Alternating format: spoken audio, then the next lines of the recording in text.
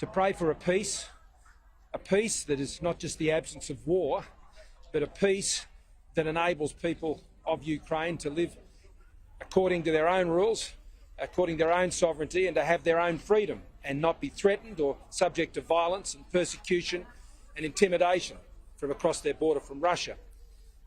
So today was an opportunity to pray for that peace and to offer encouragement to Australians of Ukrainian ancestry, and to meet so many of them here.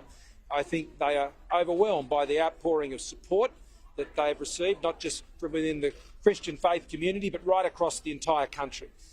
Australians have really wrapped their arms around, and the Australian government will continue to stand up for what is right when it comes to Ukraine.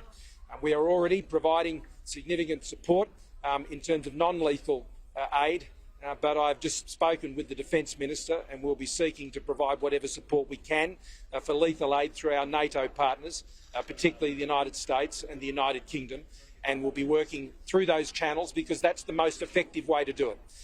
They are already providing support in these areas, and we will be assisting them with what they are doing.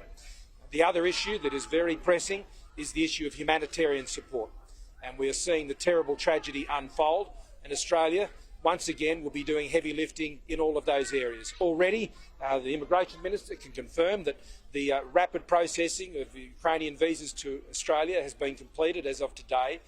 We are processing all visas that are coming in from Ukraine as a priority, and they are getting the top priority in terms of them being processed. We will also be providing, no doubt, in the months to come and the years to come, support through our humanitarian program, but not just the humanitarian program.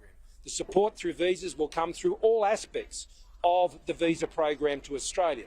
So that is in the family program, that's in the skills program, it's in the student program. The humanitarian program will not be the only program through which we are providing support.